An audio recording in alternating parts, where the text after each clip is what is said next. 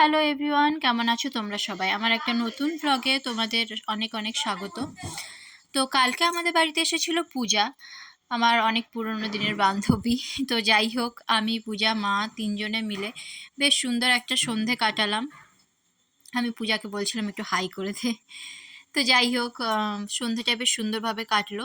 আর বুনুও একটু বিকেল দিকে বাইরে গেছিলো, ও দুটো পেস্ট্রি নিয়ে এসেছিলো, সেটাই সবাই মিলে খাওয়া দাওয়া করে নিলাম। তো এই করতে করতেই একটু রাত হয়ে গেল। ওর যেহেতু একটা কাজ ছিল, তো সেই কাজে বেরিয়ে ও আমাদের জন্য নিয়ে এসেছিলো বিরিয়ানি, আর এইদিকে বানানো হয়েছিল তার আগে তালের লুচি, যেটা মা আর পূজা দুজনে মিলেই বানিয়েছিল।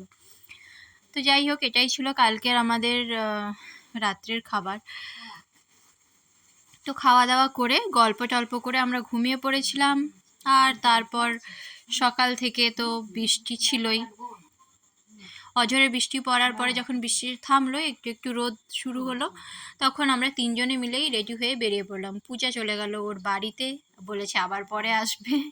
আর আমি আর মা চলে গেলাম সোজা বাজারে। তো এই প্রথমবার মাচানতলার এই রাস্তাটা এতটা ফাঁকা দেখলাম। আর ঢোকার বাজারে ঢোকার পরেই এই যে যে জায়গাটা, এখানে দেখলাম যে একটা কাকু এই গাছগুলো বিক্রি করছিল। আর ওখান থেকে কিছু গাছ নিয়ে তারপরে ফলের দোকানে এলাম, সেখান থেকে কিছু ফল টল নিয়ে সোজা চলে গেলাম বাড়িতে এসে খাওয়া দাওয়া করে তারপর রেস্ট করলাম। তো যাই হোক, দিনটা এইভাবেই শেষ করলাম। দেখা হবে অন্য কোনো নতুন ভিডিওতে। টাটা, ভালো থেকো সবাই। আর এই গাছগুলোকে মা জল